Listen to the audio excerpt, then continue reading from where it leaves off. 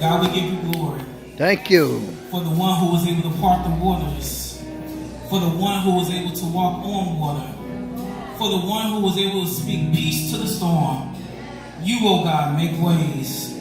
You make ways out of no ways. You turn our darkness into days. Thank you, God, for being a way maker. Thank you, God, for being a healer. Thank you, God, for being our deliverer. Thank you, God, for being our strong tower. God, we come to you in this moment. Bless seeking him, Lord. a word from heaven. God, do what only you can, which is speak life. Do what only you can, which is to make things new. Do what only you can, God, which is to plant your word into our hearts. God, toil the ground. Open our ears. May we receive all that you have for us on tonight. God, use me as your vessel. Bless him. Use me as your instrument, oh God. I am helpless without you. I am powerless without you. But by your spirit, may I speak with power. May I speak in truth. May I speak in your anointing. Help me, oh God, to stand on solid ground. In Jesus' name I pray. And all that agree say amen. Amen. And amen. Let us not prolong. Let us stand to our feet and go straight to God's word.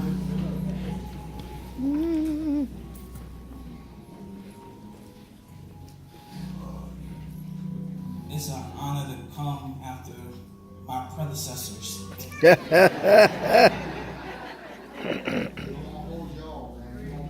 I am.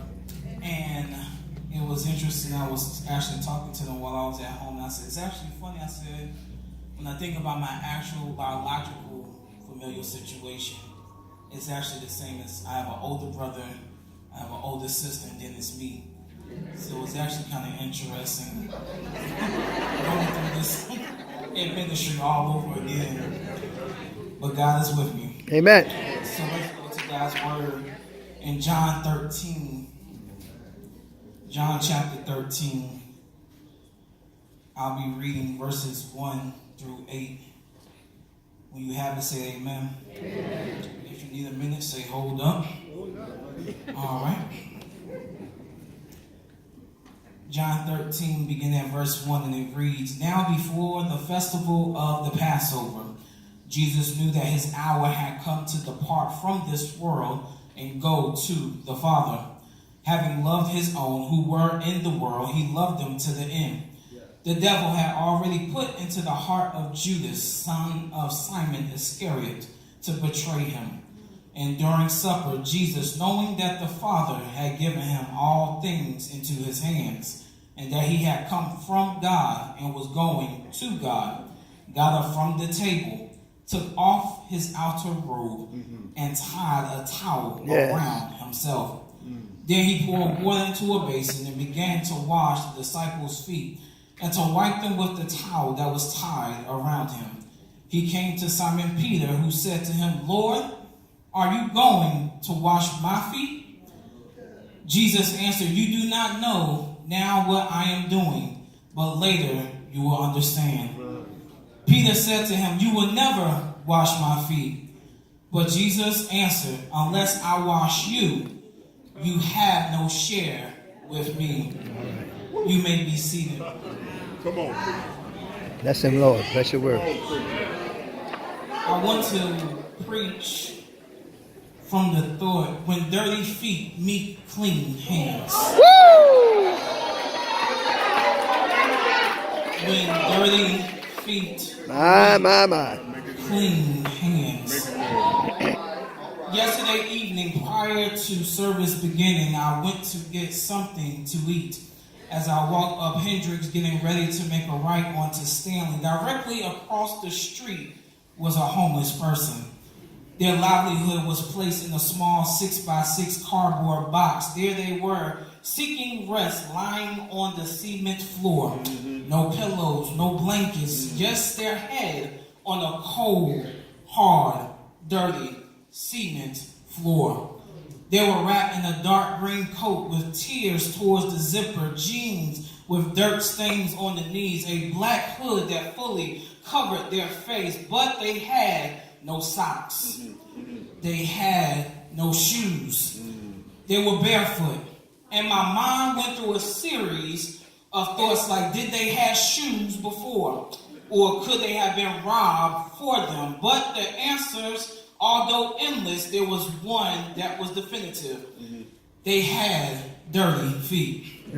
I figured their feet could have been hardened and had callous as the cement beat on their feet. The bottom of their soles was black and grimy and looked as if they had even been in some mud. One foot even had a cigarette butt stuck to it. My mind wondered about all the germs and bacteria their feet could have came into contact with, considering at any moment walking the blocks of Brooklyn or New York City in general, one is known they are bound to see trash that's been discarded, gum and spit that's put on the floor, feces from a dog or a cat, a beer bottle that's been shattered, and the list can go on. But at the end of the day, this person had dirty feet. Their feet had history. Their feet have been on a path. Their feet have been on a journey. They've come into contact with the mundane of life, and they had dirty feet. High performance coach Dan Pena proposed the question, if love got the job done, why is it the world is so effed up? We could even further explore this question. If love got the job done, why was this homeless person lying out in broad daylight with dirty feet and being bypassed? If love got the job done, how is it that homeless rates are steady increasing in New York City? If love got the job done, why are young kings and queens going to school from shelters? If love got the job come on. why are our seniors being pushed out of communities they've given their lives to? If love got the job done, how is it in 2019 we're still dealing with police brutality and public lynchings? If love got the job done, why haven't we heard anything about the remaining girls that's been kidnapped in Nigeria? If love got the job done, how can you go to school and pursue a degree and give your life to it and find a pink slip at the end of the week? If love got the job done, how can you go and give your life to someone 10 to 15 years and only find Netflix and chill at the end? If love got the job done, how is it we can say that we love God, but yet many of us came into church tonight and have yet to speak to the person beside us? If love got the job done, why is the world so effed up? Could it be because in the world we've given up on love? Could it be because we've diluted what love really means? Could it be because who really needs love today? Matter of fact, a sister struggled with this notion and this phallus of love, this tension of love. She struggled with it in 1984 when she asked the question, what love got to do with it?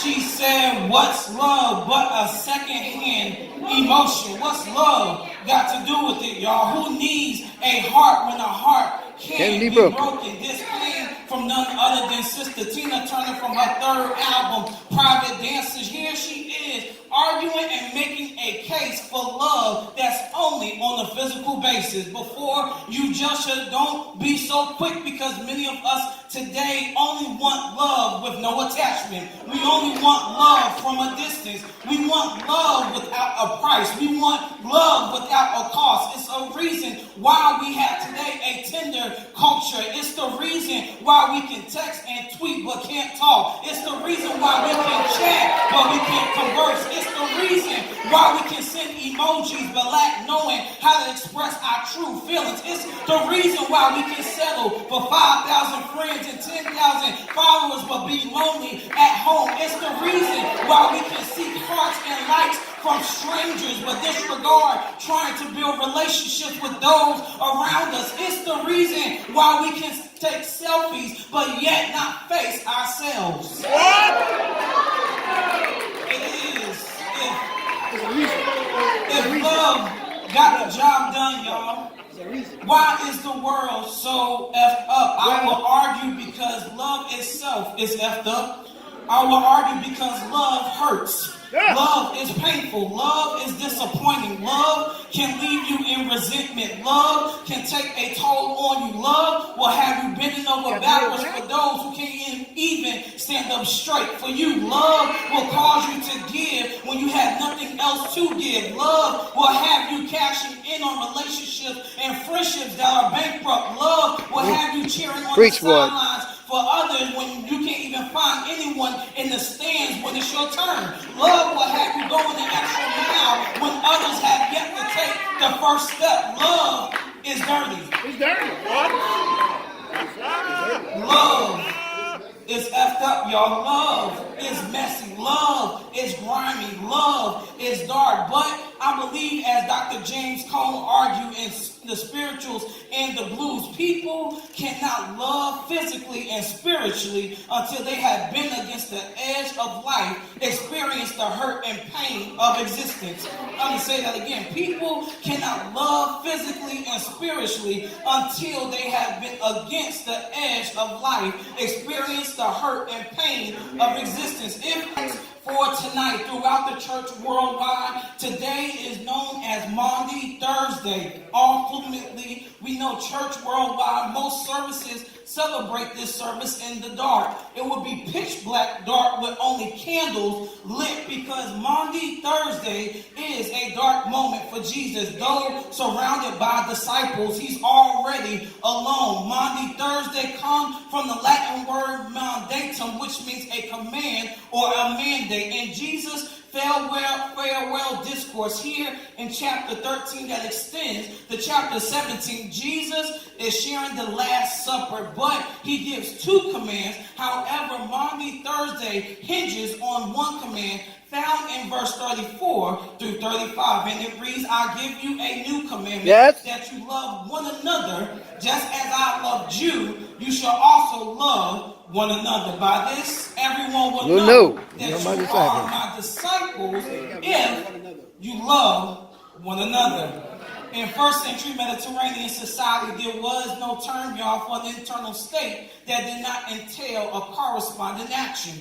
Unlike today, where we just use love meaninglessly and use love for anything by our car or our house or our hair or our favorite show, love at that time revealed one's true attachment. That is, that action supporting the well-being of the person to whom is attached. It means that nothing for you to lift your hands to God, but can't lend a hand to a neighbor. It means nothing for you to give praise to God, but be mean and nasty and rude with the same mouth. It means that you can't have and be nothing but front and center on stage, but can't be behind scenes helping someone else progress. St. Paul noticed the indication of being a true disciple of Jesus is not based on sitting in your favorite seat in church, but loving one another. It's not based on how well you sing, but it is based on how you love one another. It's not based on how good you spin, but it's based on how you love one another. It's not on how well suited and booted that you are, but it is based on how you love one another. It's not on how loud you protest or how far you march, but on loving one another. It's not based on how well you preach, but it's based on how well you love one another. It's not based on your title of being a pastor or a minister, but on how well you love one another. It's not based on your title of being an elder. It's not based on your title of being CWJ. It's not based on your position as a gatekeeper. It's not based on your position as security. It's not based on your position on your job. It's not based if you're middle class, poor class, or high class, or no class. It is based on how you love one another. And it is by this that everyone will know that you are my disciples. That's good. You have love for one another. However, as good and truth-telling as that moment was, sadly, that was not what Jesus was saying. Honestly, I don't know about you, Pastor Brawley, or Reverend Henderson, or Minister Nicole. I've heard it preached like this all my life, but it wasn't until I did a closer reading that I realized while this actually was a new commandment. Because if it's just based on us loving one another, that's nothing new. You can find that same command in the Old Testament in Leviticus. You can even find that command in the Gospel of Matthew. But what makes this commandment new is the B clause that says, just as I loved you. Meaning that they will know you as my disciples if you love the way I loved you. Wow. Notice that they are known as Jesus' disciples only if they love in the same way that Jesus does, not as imitation, but participation. See, the word as in the Greek carries the idea that the love that they have must be filled in their hearts and carried over into their lives. In other words, it ought to be an overflow that pours out in their everyday interactions. See, this love is not something that can muster up in their own strength, but rather it is a gift from God. Even the writer lets us know this by using the Greek word for love that is rarely used at that time to describe the love that Jesus used. As we all know, agape. But agape is beyond what we can comprehend. Agape is beyond what we can imagine. Agape is boundless. Agape is limitless. Agape is risky. Agape is dangerous. Agape is forward-thinking. Agape is forward-giving. Agape is Jesus being willing to give all without the guarantee of human response.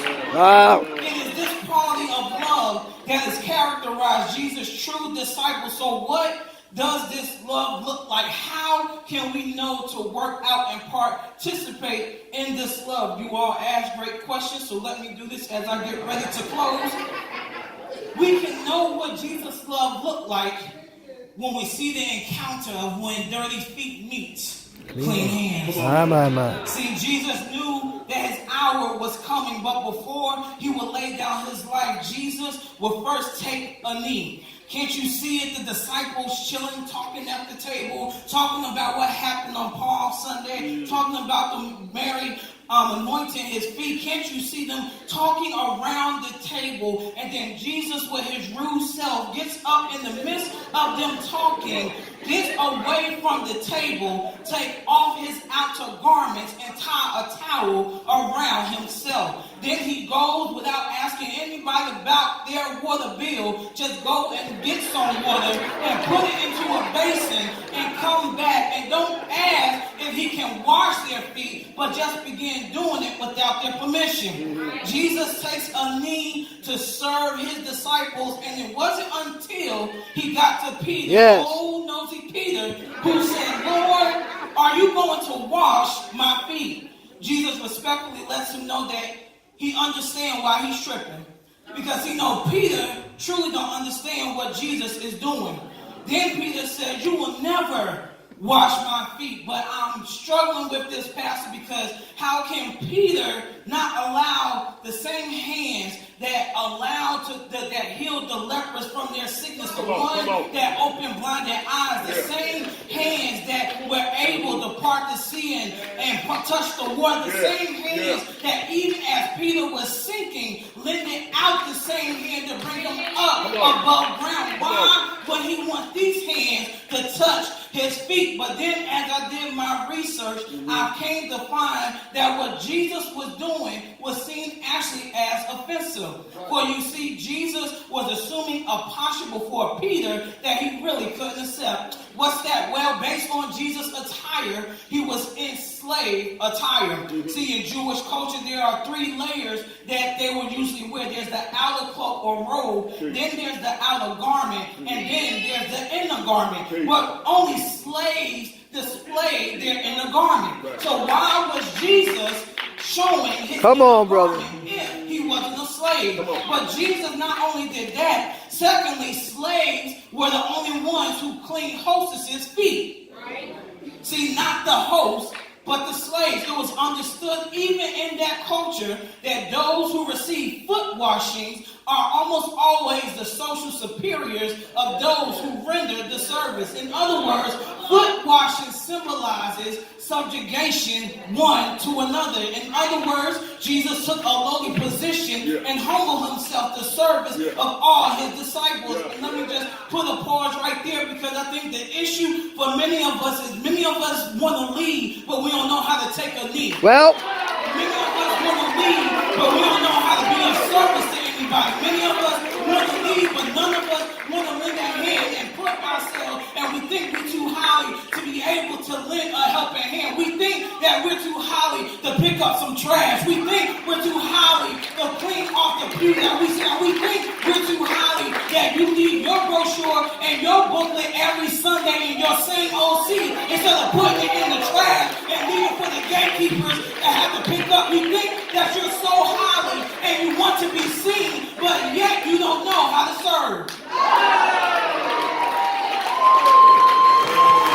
And for many of us, if we're going to follow in the same vein as Jesus, we have to be sure that we are willing to take the same risk that Jesus did. But not only that, the last reason why it was also risky is because foot washing was considered for those of low status because it was a dirty position. that's right. See, in ancient times, they traveled on dirt road for miles and days. Dust would blow in between their toes. Dirt would compound under their feet. Trash and waste and animal waste was known to be on the streets. Yet Jesus was still willing to wash the dirt off their feet of his disciples. In other words, I want to lead with these 2 points, what we can take from when dirty feet come into contact with clean hands. The first thing we see is that first, love is active. See, foot washing is the bath that makes us dirty with all of our neighbor's needs. Did you know that your feet compose 25% of your body bones? It contains over 60 joints and 200 muscles and ligaments and tendons. Your feet are so important that it is the key to your alignment. It is the key to your balance. It is the key to your fatigue. Even when our feet are not attended to, we can end up developing poor posture. When our feet loses its arch support, our feet is no longer able to absorb the shock that comes with each step. Over time, stress and pain travels up your body and comes to your joints and comes to your hips and comes into your knees. What are you saying, preacher? I believe the reason why Jesus washed their feet was to tell us and show us sometimes you have to be willing to get your hands dirty. Sometimes you have to be willing to touch the places that other people's lives have been misaligned, where places people have lost support, places where people have all nothing but pain that have penetrated their finances, penetrated their spiritual life, penetrated their mental health, penetrated their families, penetrated our school system, into our airs, into our food, into our pathways. We have to be sure knowing that we're able to enter into the dirt and touch dirty lives. But I believe the bigger question for us is not only being willing to get dirty, but do you trust Jesus enough to touch your dirty feet? I think for many of us, we don't want Jesus to touch our dirty feet. Many of us only want Jesus to touch us once we have a pedicure life. In other words, many of us only want Jesus to interfere with us once we have prettied up our lives, once we have covered up the dirt stains, once we have removed the hard edges. We only want Jesus after we added the glitter to our lives and the different colors to our lives, so Jesus can't see the bare nakedness and the grime and the dirt. But I believe what Jesus wants us to do is to bring our dirty feet to him and to trust him, knowing that if we place them in the master's hand, God can make them anew. So for us, we need to stop trying to prettify our lives and instead let God deal with the bunions of our pain, to deal with the cause of our agony, to deal with the ashiness of white supremacy, to deal with the cracked heel of disappointment. We need to let God touch those places in our lives that we have lost support. For some of you here tonight, you have lost posture in your hope. For some of us here tonight, you have given up on your dream. For some of us here tonight, you no longer have communication with your family. For some of us here tonight, you no longer hang with the friends that you used to. But if you put your dirty feet in the master's hands, God will make life a whole lot better.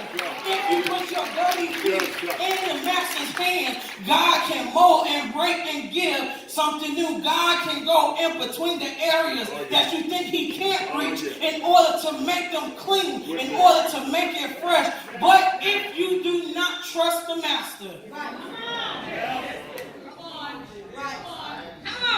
with your dirty feet self, then God can't do his magic. God can't make things that was of old become new. But I think most of our last thing, as I close, the second thing we can get about the love of God, when we see dirty feet meet clean hands, is that it also is proactive. You asking, preacher, how did you come to that conclusion? Well, when we look at the passage, one of the things we see is Jesus is cleaning their feet.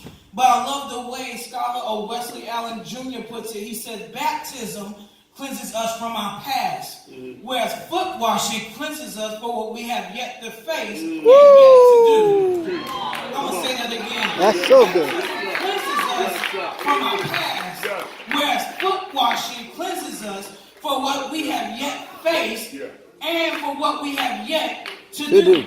Isn't it interesting that Jesus washes the feet of the disciples without them even knowing what they were going to do later? Jesus was willing to wash Peter's feet knowing that he was still going to deny him in a few more days.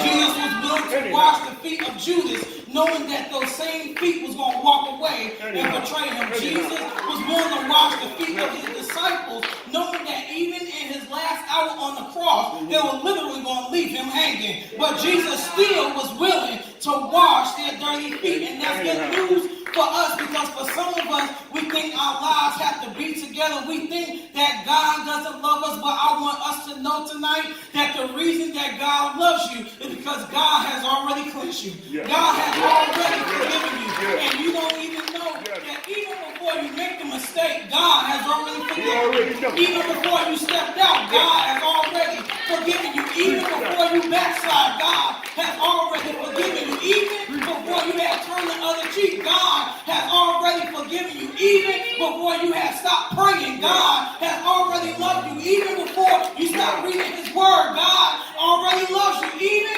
before you stop coming to church, God still loves you. God shows us in Jesus that his grace is new, his grace is sufficient, his grace is gone before us. Somebody should give God praise. Hallelujah. You know where you came from. You know what you've done. You know what you did. But you know God's grace covered you. You know God's grace covered you. You know God's grace allowed you to make it into the house of God on tonight. And it's because of God's cleansing power that we are able to be children of God. The same part of the question is simply this. When your dirty feet come into contact with the master's hands, are you willing to allow the master to do his work? God bless you, St. Paul.